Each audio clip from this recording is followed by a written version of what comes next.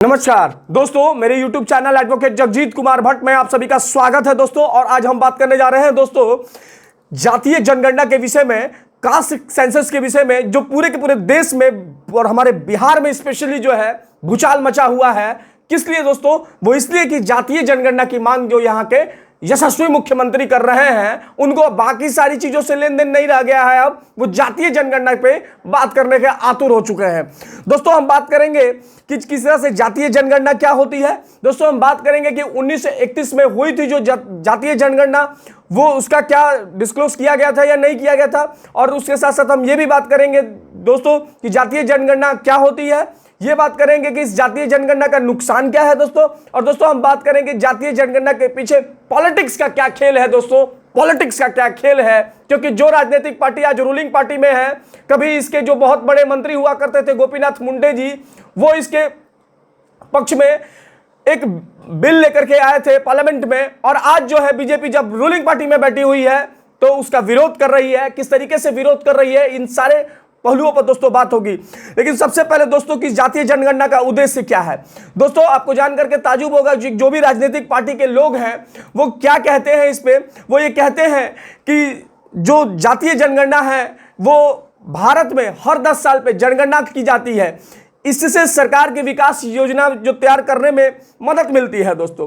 किससे? जबकि हिस्सेदारी, और इसमें ये जानने को मिलता है दोस्तों कि किसकी कितनी हिस्सेदारी है, किस तबके को कितनी हिस्सेदारी है और उसको क्या क्या मदद मिल रही है।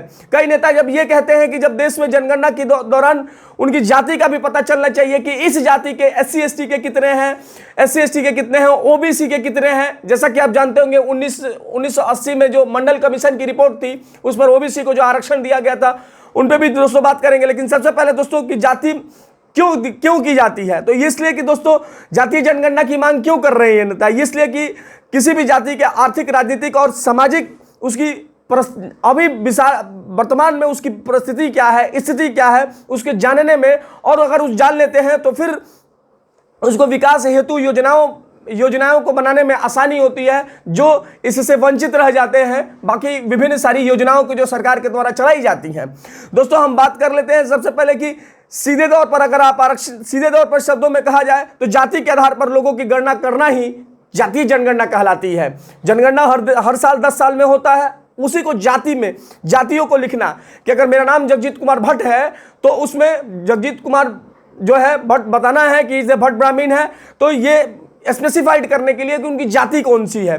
दूसरी चीज दोस्तों की 1931 में जो मैंने आपको बताया कि सबसे पहले भारत में आखिरी बार जो जातीय जनगणना हुई थी दोस्तों, वो 1931 में ब्रिटिश काल में हुई थी। आजाद भारत में कभी भी जनगणना जो हुई है वो दोस्तों वो जातीय आधार पर नहीं की गई है। जनगणना हुई है लेकिन जाति उसमें नहीं बताई गई है कि किसकी कितनी जाति जो है। समय समय पर नेता इसके मांग उठाते रहते हैं। जैसा कि मैंने आपको बताया कि राजनेताओं की महत्वाकांक्षा होती है, जब अपनी राजनीतिक महत्वाकांक्षा पूरी करनी होती है तो वो इस एक राजनीतिक खेल को शुरू कर देते हैं और उस खेल के खिलाड़ी बन जाते हैं, और बाकी तो जनता है, भोली भाली जनता जो है उसमें पिस ही जाती है। दोस्तों 1941 में भी जनगणना हुई दोस्तों, फिर 2011 में UPA की सरकार जो बैठी उसमें भी जातीय जनगणना हुई और जातियों को भी मालूम चला सरकार को कि कितनी जातियां हैं। लेकिन सरकार ने यह कहना शुरू कर दिया, UPA सरकार ने यह कहा कि ये जो जनगणना कराई गई है इसमें कुछ विसंगतियां हैं। यानी कि सरकार को यह मालूम है कि कौन सी जाति कितनी है, लेकिन उसे डिस्क्लोज नहीं करेंगे। और यही कांग्रेस आज ये कह रही है कि जातीय जनगणना जो है आप करा दीजिए। तो आप राजनीतिक चरित्र को समझें दोस्तों, राजनीतिक चरित्र को समझें। किस तरह से अपोजिशन में जब सरकारें बैठती हैं तो उसके व्यंग बदल जाते हैं, और जब रूलिंग में बैठती है तो बीजेपी की तरह उसकी जो है व्यंग बदल जाते हैं, भाषा बदल जाती है दोस्तों, जैसे ही कुर्सी बदलती है। तो दूसरी बात दोस्तों कि क्या है जातीय जनगणना। जातीय जनगणना के फायदों को लेकर नेता अपने अपने तर्क देते हैं दोस्तों। कहते हैं, कुछ नेता कहना है कि जातीय जनगणना से यह पता चल जाएगा कि देश में कौन सी जाति अभी पिछड़ेपन का शिकार है। यह आंकड़ा पता चलने से पिछड़ी जातियों के आरक्षण का लाभ देकर के, देखिए दोस्तों मैं यही कहने वाला था और यह बात सामने आई गई। ये क्यों सारा खेल क्यों किया जा रहा है? ये खेल किया जा रहा है दोस्तों आरक्षण देने के लिए। फिर ये आरक्षण दिया जाएगा, पहले जातीय आधार पर जनगणना की जाएगी, फिर कहा जाएगा कि ये लीजिए हमने आपको आरक्षण दे दिया। जैसे कि आपको मालूम होगा 1990 के दशक में किस तरीके से हुआ था, 3 प्रधानमंत्री बदल गए थे और बाद में बहुत सारी जो है इंद्र साहनी का जजमेंट आया कि 50% से ज्यादा आप आरक्षण नहीं दे सकते, और वही आरक्षण देने की व्यवस्था है ये दोस्तों। जातीय जनगणना की जो भी नेता बात करता है वो समझिए कि लोगों को विपन की तरह यूज करना चाहता है सब, क्योंकि उसकी अपनी राजनीतिक महत्वाकांक्षा नहीं पूरी होगी, फिर वो सरकार में नहीं आएगा। आप समझिए कि बीजेपी आज जो नीतीश कुमार जी 1 जून को शायद वो मिलने वाले हैं प्रधानमंत्री से फिर से एक बार, इससे पहले विधानसभा से भी ये पारित कर दिया गया जातीय जनगणना को लेकर के, और अब वो 1 जून को मिलने वाले हैं माननीय प्रधानमंत्री जी से इस विषय पर कि आप क्या कहना चाहते हैं। तो दोस्तों आप एक सीधी लाइन की बात समझे, और उसमें ये देखिए दोस्तों ऑल पार्टी मीटिंग बुलाई गई है, उसमें तेजस्वी यादव भी होंगे, लेकिन जान के ताजुब होगा दोस्तों, जब बिहार के विकास की बात आती है तो ये राजनेता सब इकट्ठा नहीं होते हैं, लेकिन जब जातीय जनगणना की बात आती है तो ये इकट्ठा हो जाते हैं। कभी इनको आपने इकट्ठा होते देखा है? भारत पूरे के पूरे बिहार की स्पेसिफिकली बात कर ले हम दोस्तों, कभी ये शिक्षा पे इकट्ठा हुए, ज्वाइंट मीटिंग बुलाया? नहीं बुलाया। कभी इन्होंने बिहार में बाढ़ की एक बड़ी समस्या है, क्या वो कभी बाढ़ पे एक ऑल पार्टी मीटिंग बुलाया? नहीं बुलाया। बिहार को स्पेशल स्टेटस की बात आती है, ऑल पार्टी मीटिंग बुलाया? नहीं बुलाया।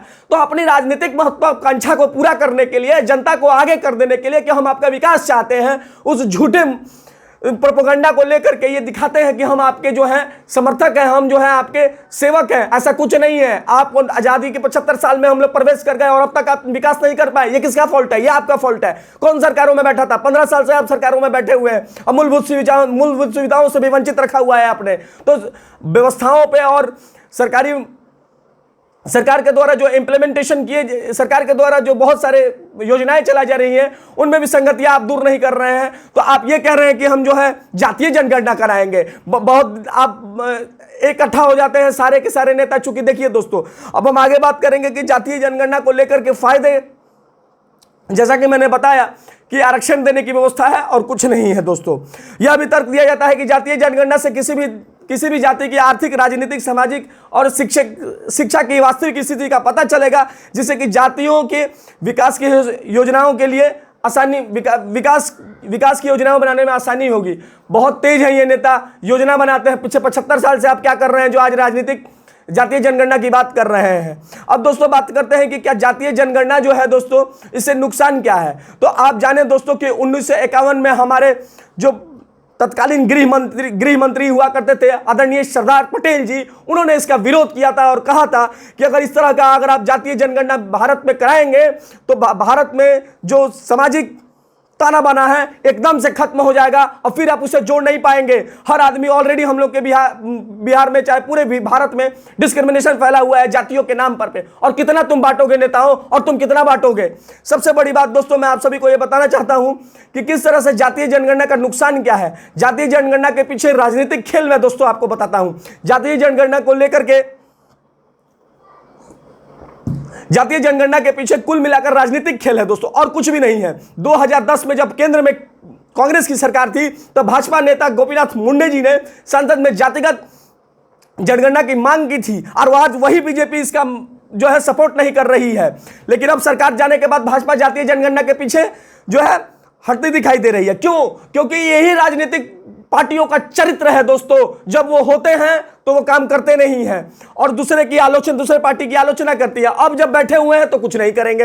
और कांग्रेस ने भी साल 2011 में शरद पवार और मुलायम सिंह यादव और लालू यादव के कहने पे दोस्तों लेकर के भी आई, लेकिन कांग्रेस ने एक बड़ा चाल चल दिया दोस्तों, और चाल ये चला कि जितने भी ये बता दिया कि हम उसको डिस्क्लोज नहीं कर पाएंगे। क्यों? क्योंकि उसमें कुछ विसंगतियां हैं। तो आप समझे दोस्तों, कई जो प्रदेश में जो छोटी छोटी पार्टियां हैं वो अपने राजनीतिक महत्वाकांक्षा को और राजनीतिक अस्तित्व को बचाने के लिए ऐसा करती है दोस्तों। बाकी सबसे बड़ी बात, मैं आप सभी को एक बात कहने जा रहा हूं इन सरकारों से दोस्तों, एक जनगणना कराइए भारत में जो युवा बेरोजगार हैं उनकी, कि कितने बेरोजगार युवा हैं। कभी आपने कराया कि कितने बेरोजगार युवा हैं? नहीं कराया आपने, और ना आप कराएंगे। और आप जो है, आपसे मूल मुद्दे जो है, फिर से मैं आज कहना जा रहा हूं कि मूल मुद्दे बेरोजगारी हो गए, जो बाकी तमाम चीजें हैं जैसे कि बेरोजगारी हो गई, महंगाई हो गई, वहां आपका कंट्रोल नहीं है। बेरोजगारों का कराइए ना सर। भारत बेरोजगारों में पता नहीं कितने बेरोजगार यहां पे मरे पड़ रहे हैं और मर रहे हैं। आप उनका जनगणना कराइए ना सर। कोई है राजनीतिक पार्टी जो इसका नाम लेगी कि हाँ हम राजनीति, हम जो है बेरोजगारों के डेटा तैयार करेंगे? नहीं कराएंगे। क्यों? क्योंकि वहां आपको वोट नहीं मिलेगा। यहां जाति के नाम पे आपको वोट जो लेना है। तो बाकी सो दोस्तों, आपको ये वीडियो कैसी लगी अपनी राय कमेंट बॉक्स में जरूर लिखे दोस्तों। बाकी मेरा चैनल देखते रहे। धन्यवाद दोस्तों, धन्यवाद। शेयर करें, सब्सक्राइब करें। धन्यवाद दोस्तों।